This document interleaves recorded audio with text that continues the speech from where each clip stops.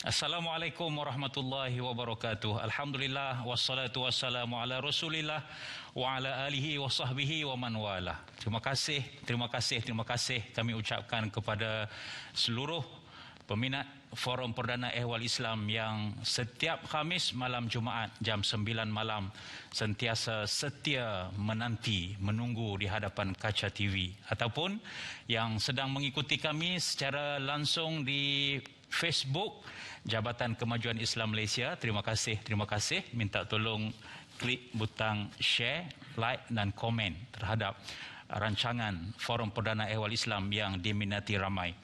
Malam ini kami bersiaran secara langsung dari auditorium Jabatan Kemajuan Islam Malaysia JAKIM, Komplek Islam Putrajaya. Forum pada malam ini sangat istimewa sempena sambutan Jubli Emas Angkatan Koperasi Kebangsaan Malaysia Berhad ataupun Angkasa. Dan angkasa ini tidak asing bagi diri kita semua, kerana dalam Forum Perdana Ehwal Islam ini, kalau tak salah saya, dah tahun kelima kot mengikuti, menganjurkan Forum Perdana Ehwal Islam saban tahun. Jadi saya ucapkan syabas dan tahniah kepada angkasa. Lebih-lebih lagi tahun ini merupakan tahun ke-50 penubuhan angkasa di negara kita ini. Saya mengambil kesempatan ini untuk mengalu-alukan kehadiran tetamu-tetamu kehormat yang istimewa bagi kita pada malam ini, khususnya kepada Tuan Haji Zazali bin Harun, pengurusi eksekutif Suruhanjaya Koperasi Malaysia. Terima kasih Tuan Haji atas kesudian menjadi tetamu pada malam ini. Syabas dan tahniah saya ucapkan kepada seluruh anggota lembaga angkasa, khususnya Datuk Dr. Abdul Fattah Hamdullah, Presiden Angkasa, dan juga Profesor Madya, Datuk Dr. Abdul Rahman, Timbalan Presiden Angkasa. Dan malam ini juga tetamu jemputan kita yang bahagia, Ustazah Puan Hajah Hakimah binti Ahmad Yusof. Dia bila bos saya ada di depan ni, kadang-kadang cakap tu tak berapa lancar sikit. Jadi walau bagaimanapun, terima kasih kerana sudi menghadiri jemputan. Dan tidak ketinggalan kepada yang berusaha Dr. Hajah Salmah Ishak, Wakil Kementerian Pembangunan Usahawan dan Koperasi, sebagai kehadiran sebagai menyokong penuh usaha angkasa menggerakkan koperasi di negara kita ini. Baik, mungkin tuan-tuan dan puan-puan tidak sabar-sabar nak mengetahui apakah topik yang dibawakan oleh angkasa pada malam ini. Kita ikuti segmen bingkisan terlebih dahulu. Begitulah kalau kita saksikan segmen bingkisan sebentar tadi, bagaimana peranan angkasa dalam menggerakkan rangkaian ekonomi melalui koperasi, dan kita dapat saksikan bagaimana akrab dan dekatnya jemaah khususnya di masjid-masjid qaryah bersama dengan angkasa bagi menggerakkan ekonomi masyarakat setempat. Jadi sempena Jubli Emas angkasa, malam ini Forum Perdana Ehwal Islam yang dianjurkan oleh angkasa, diterbitkan oleh JAKIM dan juga RTM, dibawakan oleh Bank Islam Malaysia Berhad, kita memilih tajuk Kaya Berjemaah. Dan untuk mengupas tajuk Kaya Berjemaah ini, dua orang panelis. Sudah pasti panelis ini orang-orang yang kaya. Sebab tajuk pun Kaya Berjemaah. Di sebelah kiri saya, paling hampir dengan saya, Al-Fadhil Ustaz Syed Muhammad Nur Hisham, Tuan Padang. Assalamualaikum Ustaz. Waalaikumsalam warahmatullahi wabarakatuh. Betul ke angkasa pilih panel malam ni sebab kaya-kaya belaka malam ni? Pernahlah ada beberapa juta masa saya ziarah ke Aceh dulu. Sahabat-sahabat di sana bawa lah wang berjuta-juta, ya? Sempat kira duit juta rupiah tu. Alhamdulillah. Alhamdulillah. Mudah-mudahan tidak semestinya kaya wang ringgit harta, tetapi kaya budi dan bahasa serta ilmu di dada, insya-Allah. Panelis kita yang kedua tidak asing lagi, sentiasa menjadi pilihan angkasa apabila menganjurkan Forum Perdana. Al-Fadhil yang bahagia Datuk Badri Shah Alauddin, Imam Besar Masjid Sultan Ahmad I, Kuantan, Pahang. Saya difahamkan baru saja dipilih ataupun dilantik sebagai pengurusi koperasi pegawai-pegawai masjid Pahang. Betul ke Datuk? Ya, Alhamdulillah, baru saja. Berapa lama? Baru 2 hari. Baru 2 hari. Agak-agak sempena Jubli Emas Angkasa ni ke? Ada kaitan ke? Mungkin ada kaitan lah ya. Allah Alam. Masya-Allah. Alhamdulillah, panelis kita yang tepat pada malam ini untuk membincangkan tajuk ini kerana dia sebelum ini sebagai ahli jurutankuasa koperasi kan. Kali ini dipilih sebagai pengurusi, alhamdulillah. Saya tidak kesorangan, bersama rakan saya di hujung sana yang sedang giat membuat analisis tentang tajuk kaya berjemaah ini, Ustaz Rizal Ramli. Apa khabar Ustaz malam ini? Baik, alhamdulillah Ustaz Zakaria. Alhamdulillah. Aha. Duit banyak dah? Ya. Duit banyak potong ke duit banyak berlambur? Jangan sebut banyak-banyak pasal duit sebab hujung tahun ini LHDN sedang memerhati. Sedang mati. Allah. Okey, terima kasih dan juga tidak ketinggalan kepada juru bahasa isyarat Dr. Syarmizi yang tidak putus-putus untuk membantu kita menyampaikan mesej dalam forum perbincangan forum kita. Baik, kaya berjemaah ni saya nak minta Ustaz Said dulu sebagai mukadimahnya. Ustaz, tajuk kaya berjemaah ni penting ke kita bila bercakap tentang kaya ni? Harta benda lah, nak cari duit. Asyik nak fikir cari duit saja. Apa pandangan Islam tentang kaya ni Ustaz? Bismillahirrahmanirrahim. Assalamualaikum warahmatullahi taala wabarakatuh. Waalaikumsalam. Alhamdulillah wassalatu wassalamu ala Rasulillah wa ala alihi wa sahbihi man walah. Terima kasih pada Fadil Ustaz Zakaria. Yang dihormati lagi dikasihi kekanda saya Fadil Datuk Ustaz Badli Shah, tetamu-tetamu kehormat di Dewan, para ibu ayah yang menonton secara live di TV, pada yang menonton di Facebook Live Jakim. Yang menonton live di Facebook Jakim boleh tak tulis di ruangan komen nama koperasi masing-masing. Sedang menonton dari koperasi dari mana? Anggota koperasi mana? JK koperasi mana? Cuba tulis di ruangan komen, kita nak baca saja. Ya. Okey, persoalan berkenaan dengan kaya, berkenaan dengan mencari harta, pemilikan harta. Yang pertama, dalam Islam ada satu ibadah, rukun Islam, namanya ibadah zakat. Dan dalam bab zakat ini ada beberapa jenis zakat, salah satunya zakat harta. Hanya orang yang cukup nisab, yang ada harta banyak, mereka ini yang diwajibkan bayar zakat. Jadi kita dapat faham automatically bahawa dalam Islam tak ada masalah lah ada harta. Ya, betul. Bahkan lagi banyak harta seseorang, lagi banyak dia boleh berzakat. Dan ada dua ibadat yang berkait dengan harta, ibadat wajib zakat dan ibadat sunat, iaitulah sedekah. Ini asas bahawa Islam mengharuskan, bahkan bagus orang yang ada harta banyak. Dalam masa yang sama, Allah Subhanahu wa taala juga mengingatkan di dalam surah Al-Fajr ayat 20, wa tuhibbunal mala hubban jamma. Hei kamu wahai manusia, antara sifat manusia ni memang sangat suka kepada harta. Ibnu Katsir kata ai kathiran, sangat-sangat suka kepada harta. Quran juga cerita tentang sifat manusia yang suka pada harta. Kalau kita tanya, memang suka pada harta, nak pada harta. Cuma Islam datang, dia menyusun harta yang halal, harta yang tidak halal. How did you get and how did you spend? Islam tekankan dua perkara ni berkait dengan harta. Okey, dan dalam masa yang sama, Allah Subhanahu wa taala cerita manusia suka pada harta. Allah juga mengingatkan alhaakumut takatsur. Kamu dilalaikan oleh kesibukan nak at-takatsur, nak cari harta yang banyak. Harta yang banyak tak salah, tetapi apabila alhaakum, kesibukan nak cari banyak tadi menyebabkan kamu lalai. Lalai dari halal haram, lalai dari ibadah, lalai dari tanggungjawab pada isteri dan anak-anak. Alhaakum ini ditegur oleh Allah. Dan akhir sekali sepotong hadis Rasulullah sallallahu alaihi wasallam, ni'mal malus salih lirrajulis salih. sebaik-baik harta ialah yang berada di tangan orang yang saleh.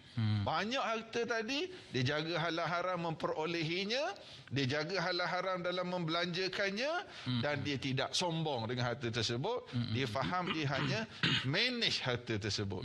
Itu secara umum berkenaan dengan pemilikan harta. Baik, terima kasih kepada Ustaz Said sebab ada di kalangan masyarakat kita bertanya kan, kenapa kita asyik bila nak bercakap ni tentang perlu berharta sebabnya dalam Islam pun menggalakkan supaya kita mampu bersedekah, mampu mengeluarkan zakat, mampu nak pergi menunaikan ibadat-ibadat seperti haji, umrah, semua kena ada harta kan. Kalau tidak ada harta sudah pasti macam mana kita nak membawa diri kita. Sebab itu dalam maqasid syariah sendiri pun ada salah satu daripada 5 prinsip maqasid syariah adalah menjaga harta. Itu nak menunjukkan Islam tidak meminggirkan ataupun tidak mempertikaikan pemilikan harta.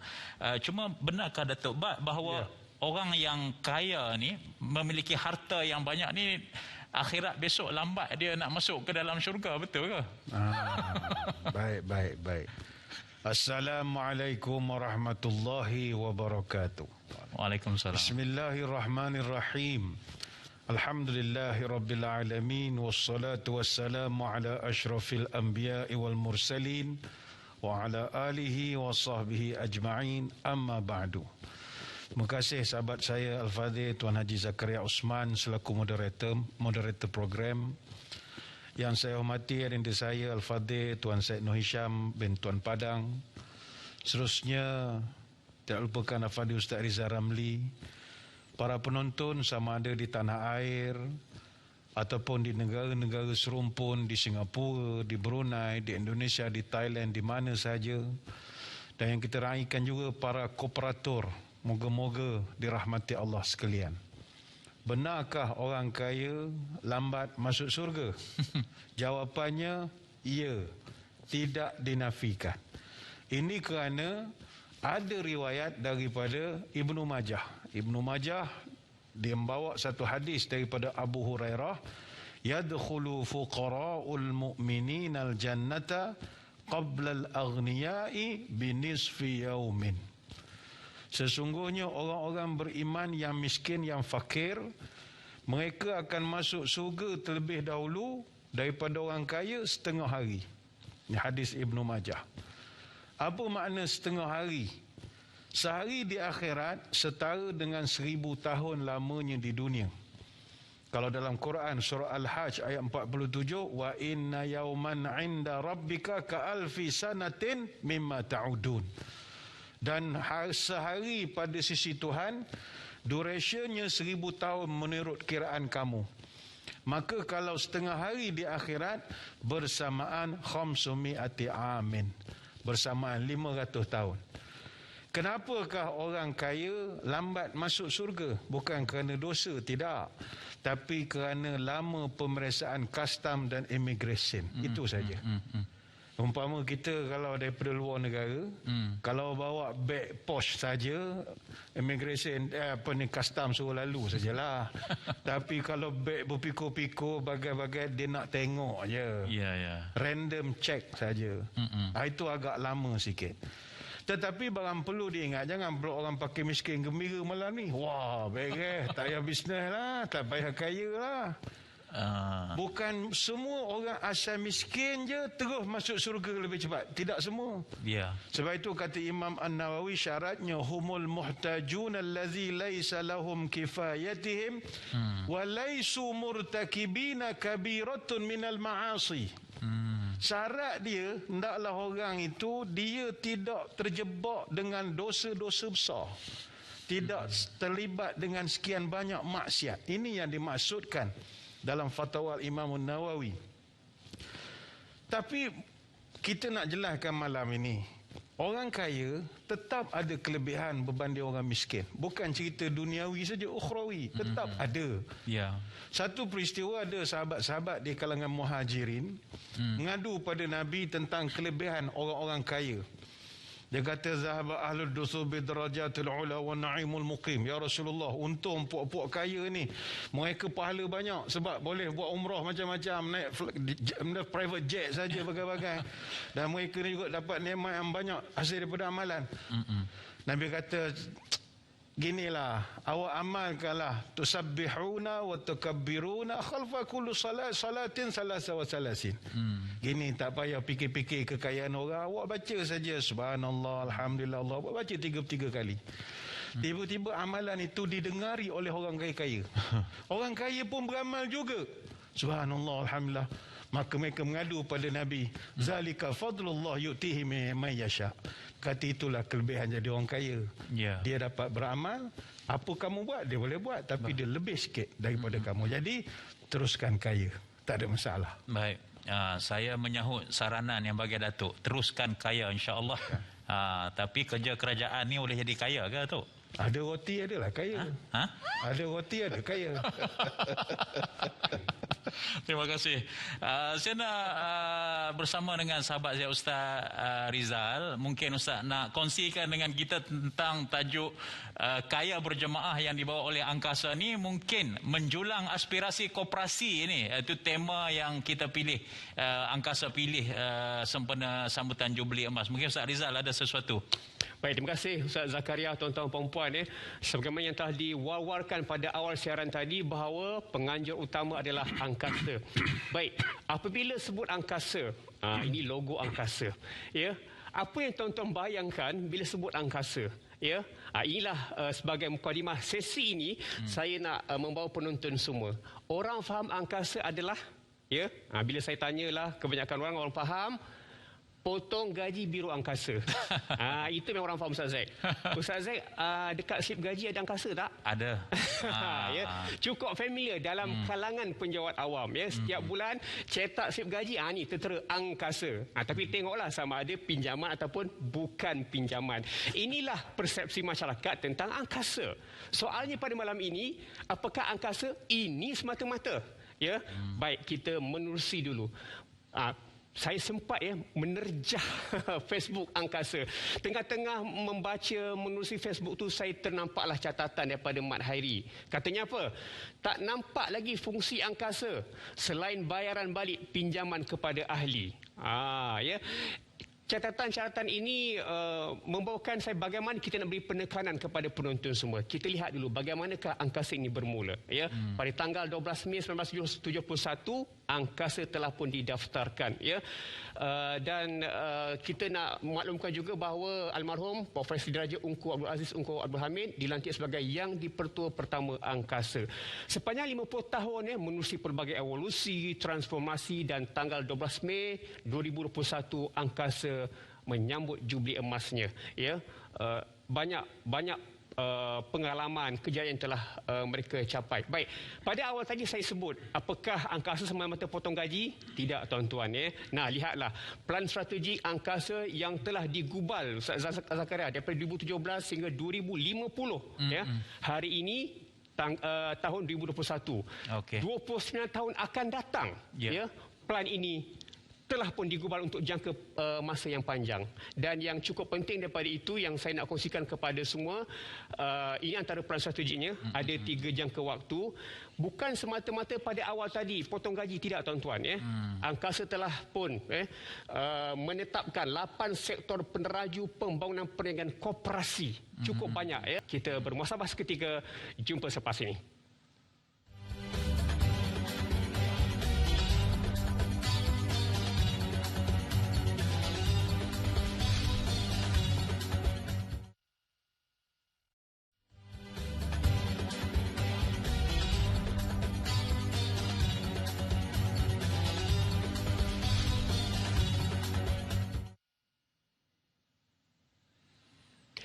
Baik, terima kasih tuan-tuan dan puan terus setia bersama kami secara langsung dari Auditorium Kompleks Islam Putrajaya.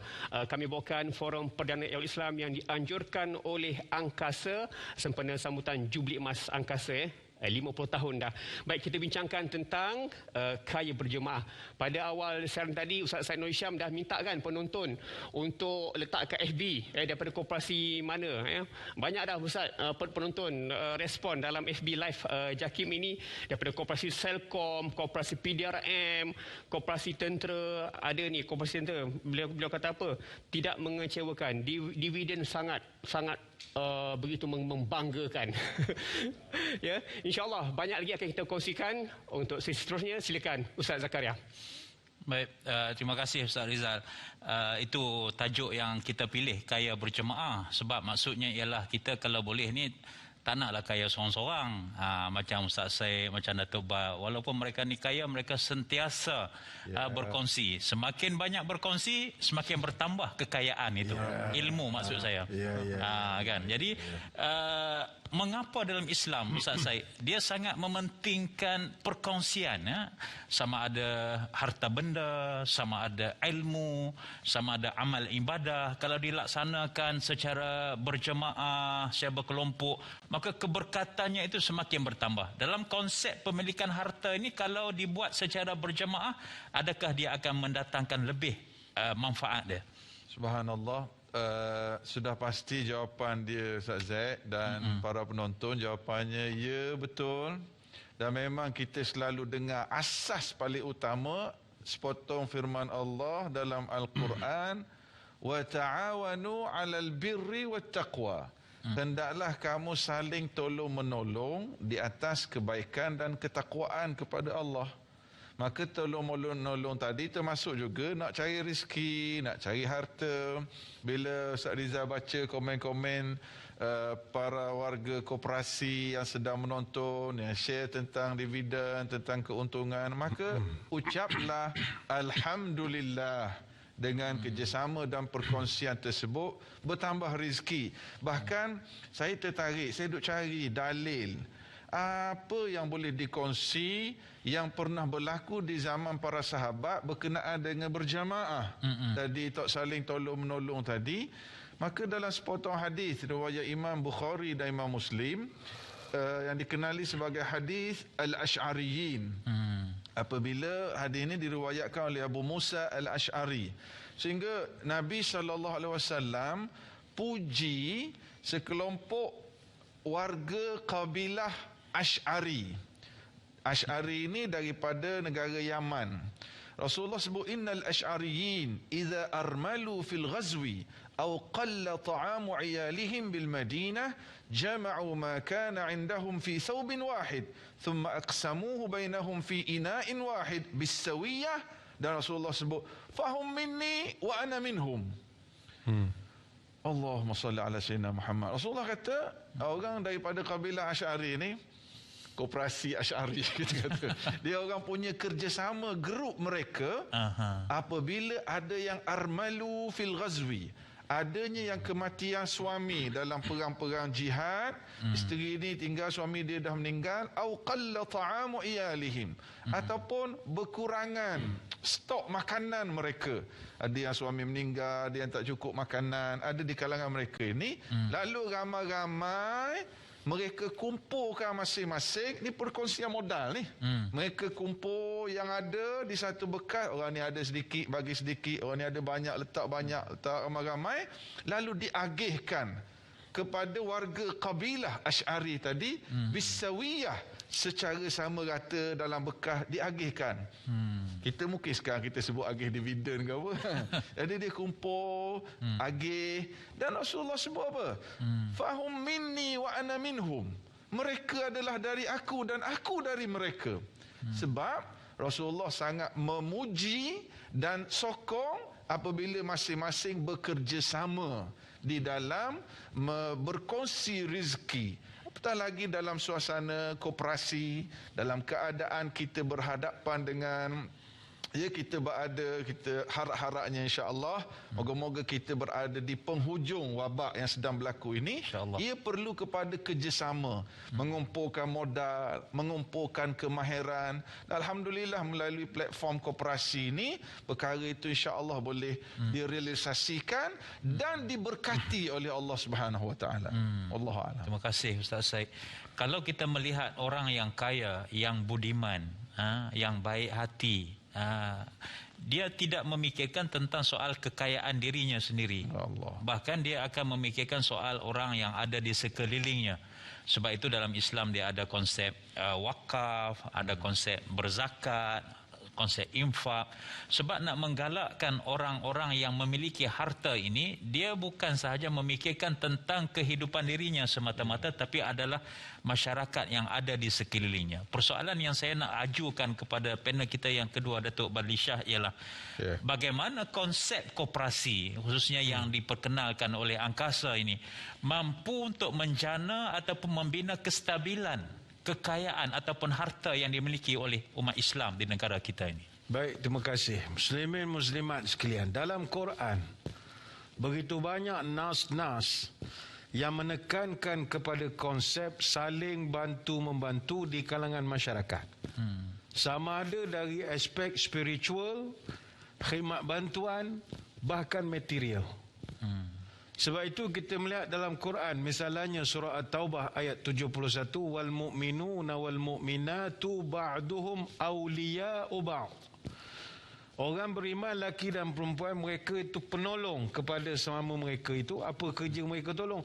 Ya'muruna bil ma'ruf wa yanhauna 'anil munkar. Mereka suruh buat baik, larang buat kejahatan. Maknanya itu kita saling bantu-membantu dari sudut spiritual. Ada ayat Quran misalnya surah Al-Anfal ayat 72. Allah Ta'ala tekankan, tunjukkan contoh teladan yang baik antara Ansar yang membantu orang Muhajirin dari sudut khidmat bantuan. Innal ladzina amanu wa hajaru wa jahadu sampai hujung ayat. Dan disebutkan walladzina awaw wa nasaru. Sampai peringkat mereka ini memberi tempat kediaman, memberi pertolongan kepada orang-orang yang berhijrah itu. Maknanya memberi khidmat bantuan. Begitu juga dalam Quran Allah menyebut dalam surah Ar-Rum ayat 38. Fa'ati dzal qurba haqqahu wal miskina wabnas sabil. Maka hendaklah kamu memberikan kepada beberapa orang, iaitu kerabat, orang miskin, orang musafir, haqqahu, hak mereka. Dan ini adalah dari segi material. Sebab itu hari ini Quran dah beribu tahun dulu telah sebut tentang hal bantu-membantu ini. Sekarang masyarakat moden di barat misalnya, ada satu trend di seluruh dunia, dia panggil sebagai shared prosperity, iaitu kekayaan yang dikongsi. Dan sekarang ni di Malaysia, sektor korporat telah melaksanakan budaya ini. Kita di Malaysia ada 18 buah syarikat yang diiktiraf sebagai penerima anugerah Organisasi Kemakmuran Bersama 2021. Yang mana mereka bawa budaya PLWS, Productivity Linked Wage System, ataupun sistem upah yang dikaitkan dengan productivity. Maknanya mereka ini semua diiktiraf oleh Perbadanan Produktiviti Malaysia ataupun MPC. Dia keluarkan satu sijil perakuan ESPO, Shared Prosperity Organisation. Dia nak bawa budaya, majikan tidak lagi merasakan orang bekerja untuk dia. Tapi dia nak menjadikan para pekerja juga sama berkongsi kemewahan ini. Dan ini yang pernah diajar oleh Allah 1000 tahun yang lepas. Dan tanpa kita sedar, koperasi itu sendiri peneraju dalam konsep Shared Prosperity Organisation. Koperasi itu sendiri adalah satu organisasi yang mengajar kita berkongsi kekayaan. Sebab koperasi ataupun kooperatif itu sendiri terjemahan langsung daripada kooperatif. Maknanya daripada bahasa Latin kooperari, ko itu bersama, operari itu bekerja. Kita bekerja bersama-sama, susah bersama, senang bersama, kaya bersama. Dan kita matlamat bukan sekadar kita nak mengkayakan manusia, tapi dengan koperasi kita nak kayakan masjid, nak mengkayakan sekolah agama, nak mengkayakan madrasah, nak mengkayakan rumah anak-anak yatim. Maknanya lebih luas lagi matlamat kita. Dan dengan kekayaan yang mampu kita jana nanti, manfaatnya kita akan balikkan semula kepada orang ramai. Ini dipanggil simbiosis, zakat, wakaf dan sebagainya. Sebab itu saya melihat koperasi adalah organisasi yang benar-benar menjana kekayaan secara berjemaah, bukan makan seorang. Wallahualam. Terima kasih. Koperasi bukan memikirkan tentang soal kaya individu, tapi adalah bagaimana kita nak memastikan harta benda pemilikan ini dapat dikongsi kepada masyarakat dan juga umat yang lain. Jadi untuk seterusnya kita nak lihat lagi apa yang boleh Ustaz Rizal kongsikan bersama-sama dengan kita tentang info mengenai angkasa. Silakan Ustaz. Baik, terima kasih Ustaz Zakaria. Tuan-tuan perempuan, pada sesi sebelum ini saya ada maklumkan apakah isu-isu yang menyentuh kepentingan umat Islam. Baik, kita lihat seketika ya. Inilah antara isu-isu berkaitan kepentingan umat Islam antaranya isu halal. Isu halal ini tidak pernah surut dalam negara kita. Pelbagai isu dibangkitkan tentang isu halal. Kemudian kita lihat juga, baik, itu tadi isu halal juga. Dan pada masa yang sama juga isu tentang kenaikan harga barang juga diperdebatkan dalam kalangan masyarakat kita. Nah, bagaimana di situ angkasa berperanan, tuan-tuan perempuan? Isu barang, makan halal, koperasi boleh jadi hero. Ini dia CEO-nya. Ya, boleh jadi hero ya. Wujudkan koperasi pemborong untuk bantu kerajaan atasi kenaikan harga barang.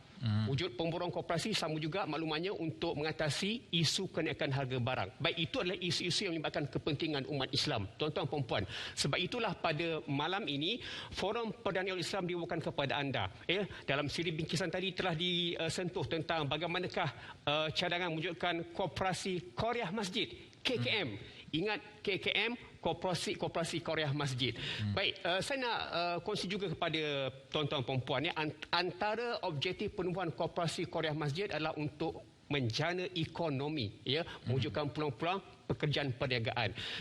Ustaz Zakaria, saya nak kongsi juga data yang menarik Ini untuk tatapan semualah. Ini senarai terkini jumlah penubuhan Koperasi Qaryah Masjid sehingga Oktober 2021. Datuk Bat Pahang Pahang, kita tengok Pahang. Pahang. Di mana Pahang ini Di nombor, okey. Nombor 6, Pahang. Ada 601 buah masjid, surau Jumaat 39, jumlah 640. Jumlah koperasi Qaryah Masjid ada 50, Datuk. Kan? Ustaz Said nak tengok mana? Terengganu. Ke mana? Boleh. Itu Terengganu rumah nombor berapa? Baik, Terengganu ada 23 koperasi Qaryah Masjid yang berdaftar. Ini adalah statistik yang menunjukkan bagaimanakah KKM yang ada pada hari ini, dan pastinya kita boleh menyahut semua penonton yang sedang menyaksikan langsung ini untuk bersama-sama menyokong usaha penubuhan Koperasi Qaryah Masjid. InsyaAllah banyak lagi info yang akan kita kongsikan apapun kita bermuhasabah seketika. Jumpa selepas ini. Okey.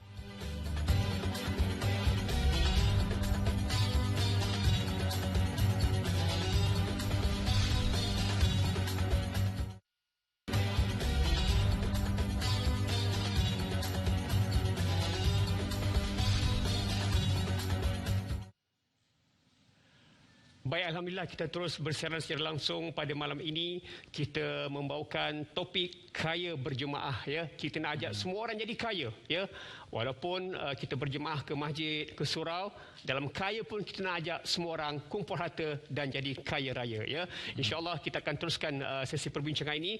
Jadi apa seronoknya Ustaz Zaid yang kita nak bawakan kepada penonton? Silakan. Doakan saya kaya Ustaz Rizal. Amin insyaAllah. Kaya yang budiman. InsyaAllah, amin. Saya tertarik fakta yang Ustaz Rizal sampaikan tadi tentang bagaimana koperasi boleh menangani isu-isu rantaian ekonomi umat Islam seperti isu kenaikan harga barang pada masa kini, seperti yang Yang Amat Berhormat Perdana Menteri sarankan supaya koperasi-koperasi ini memainkan peranan bagi membantu kesan ekonomi akibat pada pandemik COVID pada hari ini. Jadi mungkin saya nak minta panel kita kupaskan, mungkin Ustaz Said boleh kongsi bersama-sama dengan kita bagaimana manfaatnya koperasi seperti yang diperkenalkan oleh Angkasa ini bagi membantu menangani isu-isu seperti kenaikan harga barang, isu monopoli dan lain-lain isu berkaitan dengan ekonomi ini. Yang pertama sekali, bila kita bersendirian, kita tak kuat. Bila kita berjamaah, kita jadi kuat insya-Allah. Lidi sebatang mudah dipatahkan. Lidi stoko, you know stoko?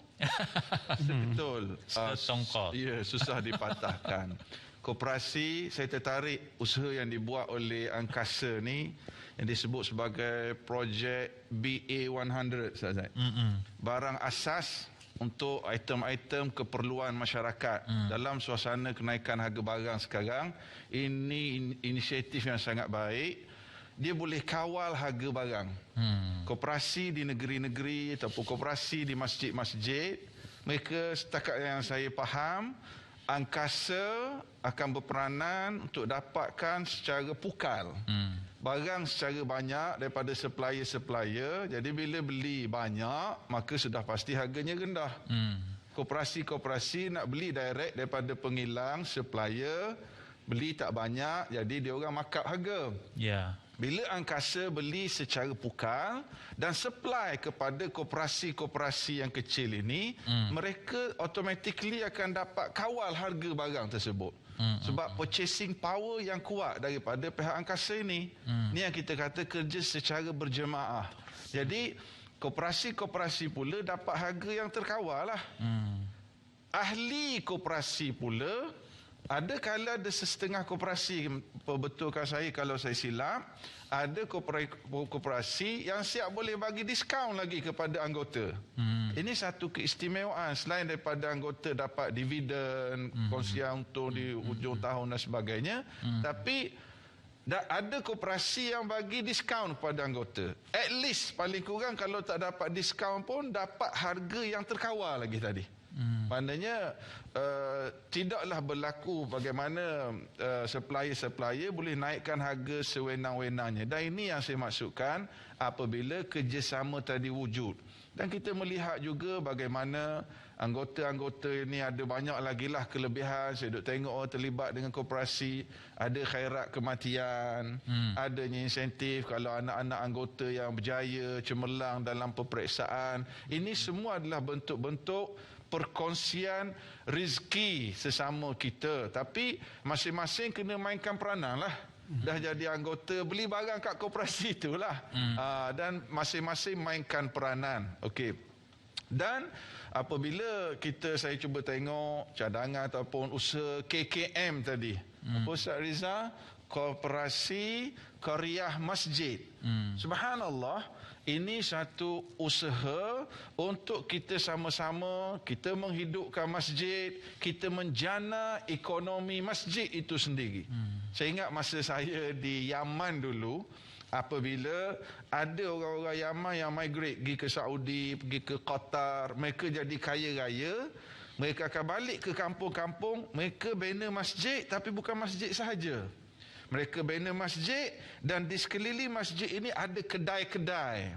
Adanya rumah-rumah sewa supaya boleh generate sendiri duit untuk ekonomi masjid tersebut.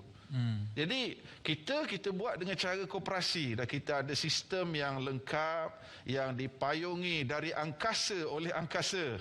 Alhamdulillah. Maka di sini adalah satu usaha yang perlu masing-masing memainkan peranan masing-masing dalam mewujudkan kerjasama tadi. Berkenaan dengan harta ni, kalau kita tengok Rasulullah sallallahu alaihi wasallam pernah doakan kepada Anas bin Malik supaya kaya. Doa supaya kaya. Allahumma akthir malahu wa waladahu wa barik lahu fih. Nabi doa supaya Anas ini jadi kaya. Dan mereka ramai sahabat-sahabat yang terlibat dengan bisnes, dan kita melihat kerjasama yang begitu erat di kalangan mereka. Mereka bina kerjasama ini dengan iman, kasih sayang, dan untuk mencari keredaan Allah. Baru dak balah. Alhamdulillah. Allah Akbar. Berkat berjemaah yang disebutkan dengan tajuk kita kaya berjemaah itu, berkat kita menyertai koperasi ini, kita dapat melihat bagaimana harta kekayaan itu dapat kita agihkan secara bersama dalam kalangan anggota kita dan kalangan masyarakat kita, dan memastikan perkara seperti kenaikan harga barang, monopoli dan sebagainya itu dapat kita atasi. Fakta yang Ustaz Rizal kongsikan tentang KKM, Koperasi Karya Masjid tadi, kalau kita lihat dengan jumlah masjid 6,000 lebih di seluruh Malaysia, dengan pewujudan 500 lebih koperasi KKM, Koperasi Karya Masjid itu. Jadi nak menunjukkan bahawa data ini, perangkaan ini tidaklah begitu memberansangkan. Jadi saya nak minta Datuk Bat, sebagai Imam Besar Masjid Sultan Ahmad I. Jadi Masjid Sultan Ahmad I dah ada koperasi. Adakah sukar kita sebagai masjid ini nak membentuk sebuah koperasi? Apa cabaran dia? Adakah sama cabaran nak mengurus jemaah, nak datang solat berjemaah gitu? Adakah nak mengurus koperasi ini juga merupakan satu cabaran, satu jihad yang besar lah yang perlu kita hadapi? Terima kasih. Tak tidur jaga koperasi ni. Sebab kita mengurus masjid lain. Dia ada cabaran. Tak semua juga orang boleh ngurus masjid. Sebab masjid musim-musim bahagia, okey. Musim-musim pandemik ni tak adalah makan kutukan je tiap-tiap Jumaat. Tiap-tiap minggu kutuk ada jemaah. Masjid Kroni. Merapat soh macam-macam. Tiap-tiap minggu kena kutuk. Kita nak mengurus SOP lagi dan bagai-bagai. Ada peningnya. Tapi saya melihat nak mengurus koperasi pun ada cabaran dia. Sebab mengurus koperasi kalau masjid ni, sebab kita nak mengurus perniagaan. Dan bukan semua orang ada bakat berniaga. Sebab bila koperasi, kita buat misalnya dobi misalnya. Kita buat kedai runcit, buat cuci kereta, car wash, kita buat meniaga kambing, ada buat rozel dan bagai-bagai. Kita tak ada kebakaran, dan tak semua manusia dilahirkan dengan jiwa meniaga. Terang bulan gali ubi digali lagi muda. Kalau kita tak tahan rugi, jangan mencuba dari mula. Apa bunga tidak tangkai, itu nama bunga rampai. Kalau tak pandai ilmu berkedai, habis modal, untung tak sampai. Batang kepaya dibuat tongkat, salah pegang, jatuh terlipat. Kalau meniaga tak menengok tempat, modal habis, untung tak dapat. Pusing gasing tangan kidar, tali pendek, putus sejengkal. Kalau untung campur modal, itu tanda meniaga tak kekal. Meniaga ni dia ada seni dia, dan tak semua orang boleh meniaga. Dan imam pun ada seni, tak semua orang boleh jadi imam juga. Betul. Ertinya susah. Sebab itu kita menengok statistik yang dikeluarkan oleh Suruhanjaya Koperasi Malaysia ataupun SKM. Setakat 30 Jun tahun 2021, ada 462 koperasi karya masjid dengan keanggotaan sebanyak 38,620 individu, dengan share ataupun yuran sebanyak 11.74 juta, aset sebanyak 29.14 juta, dan perolehan setakat Disember tahun 2020 adalah 15.39 juta. Walaupun bunyinya juta-juta, orang kita dengar juta, banyak tu Ustaz. Tak. Sebenarnya jumlah ini agak rendah memandangkan jumlah masjid di seluruh negara kurang lebih 6,505 buah masjid, dan surau ada lebih kurang 18,252 buah surau. Lepas itu kita nak ambil kesempatan malam ini nak mengajak seluruh ahli-ahli masjid, para pimpinan masjid, jom kita ikhtiar untuk menubuhkan koperasi. Sebab dengan kita menubuhkan koperasi, kita sebagai orang yang menjaga masjid dapat buat 3 perkara. Pertama, kita mewujudkan peluang pekerjaan bagi golongan asnaf, dan itu besar kerja yang kita buat. Ibu tunggal seperti sebut kalau Tuan Syed tadi, orang yang kurang bernasib baik dapat bekerja hasil daripada koperasi yang kita wujudkan. Kurang-kurang jadi kerani, kurang-kurang jadi office boy, adalah kerja. Yang kedua, kita dapat melahirkan usahawan produk tertentu. Dengan program usahawan asnaf ini, kita boleh bantu masjid kita. Dan kita dapat menjana ekonomi umat Islam dan juga masyarakat sekitar. Sebab itu kita tak nak masjid hari ini hanya sibuk berdandan tapi lupa pada lingkungan. Toko itu, mihrab, comel, kapek, bagus, tak ada masalah. Tapi keliling, mu'alaf masih lagi tak terbela. Kita nak bagi duit hari-hari, luruh rambut kalau hari-hari bagi duit. Tapi kalau buat koperasi, senang. Oh susah Ustaz, awak cakap senang lah. Tak, Alhamdulillah, Angkasa sebagai badan apex koperasi, dia berperanan nak menjayakan dan membangunkan koperasi Qaryah Masjid ini. Dan Alhamdulillah Angkasa dia ada konsortium Koperasi Qaryah Masjid Malaysia Berhad ataupun Konsormas yang pada masa ini saya dipahamkan disertai oleh 48 buah Koperasi Qaryah Masjid. Dan mereka memang cebur bidang perniagaan. Saya dipahamkan mereka akan buat dobi secara self-service, layan diri bermula daripada tahun depan.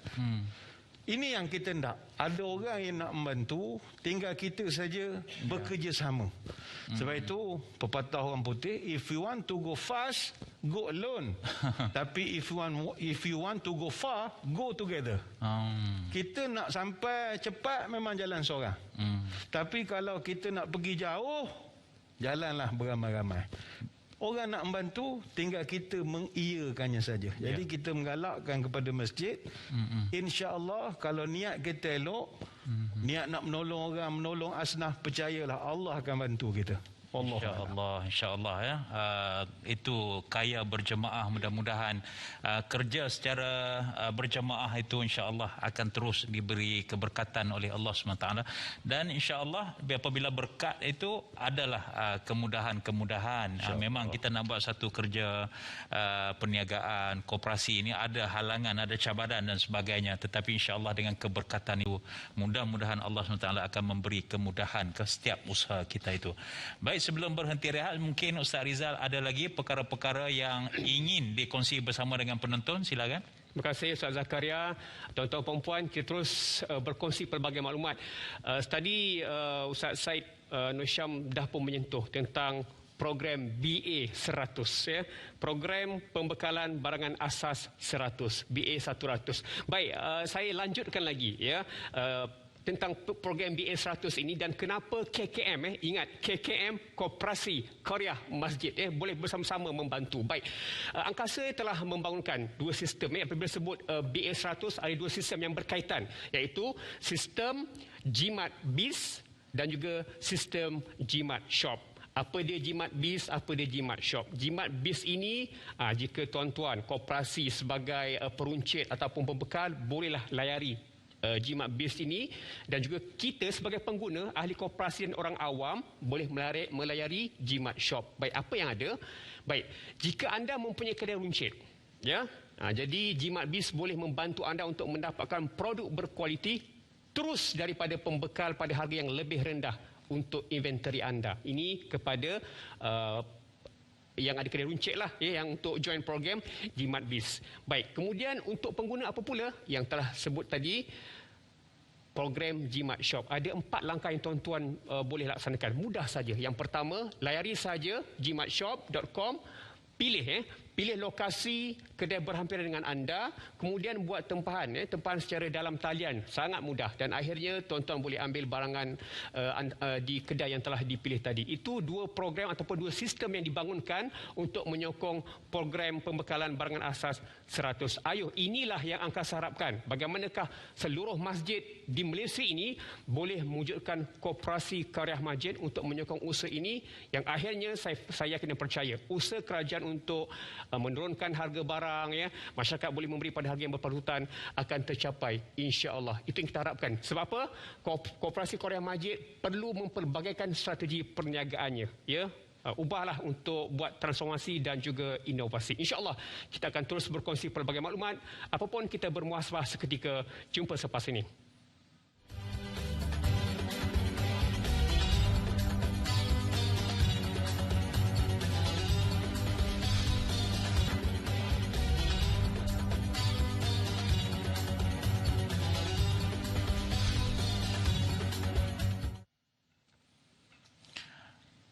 Alhamdulillah, sedar tak sedar hampir 1 jam kita bersiaran secara langsung. Forum Perdana Ehwal Islam kita membincangkan tajuk Kaya Berjemaah, forum yang dianjurkan oleh Angkasa, diterbitkan oleh JAKIM dan juga RTM, dibawakan kepada anda oleh Bank Islam Malaysia Berhad. Terima kasih kepada panelis kita yang masih lagi bersama-sama untuk membincangkan tajuk Kaya Berjemaah sempena sambutan Jubli Emas Angkasa pada tahun 2021 ini.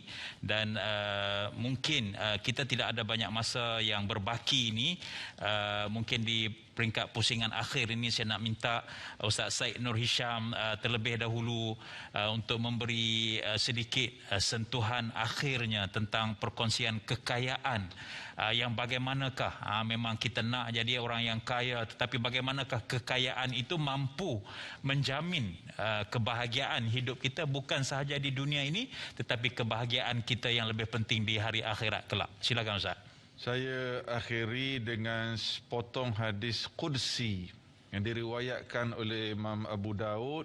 Rasulullah kata, Allah berfirman, hadis Qudsi, Ana thalithu syarikain ma lam yakhun ahaduhuma sahibahu fa in khanahu kharajtu min bainihima. Hadis Qudsi, Allah berfirman, aku adalah yang ketiga kepada dua orang yang berkooperasi. Syarik maknanya syarikat lah. Bagi dua orang yang bersyarikat. Hadis kursi ini Allah sebut, aku yang ketiga bagi dua orang yang bersyarikat, selagi mana seorang ini tidak khianati sahabatnya. Sekira ada yang khianati sahabatnya, aku akan keluar daripada syarikat tersebut. Ini menunjukkan kepentingan integriti di dalam menguruskan koperasi. Di mana-mana peringkat, ini akan membawa barakah, kejujuran, tiada pengkhianatan di dalam menguruskan kerjasama syarikat, bisnes, khusus kita bincang berkenaan koperasi. Dalam syarah hadis ni dalam kitab Aunul Ma'bud disebut ay ma'ahuma bil hifzi wal barakah ahfazu amwalahuma wa a'tihuma ar-rizqa wal khair fi muamalatihima. Yakni Allah Ta'ala akan jaga, akan tambah rizki, akan tambah keberkatan sekiranya tiada khianat di dalam kerjasama ini. Jadi sangat penting skill dalam marketing, strategi dan juga integriti untuk menjamin barakah rizki yang sama-sama kita kumpul itu. Wallahualam. Terima kasih kepada Ustaz Syed.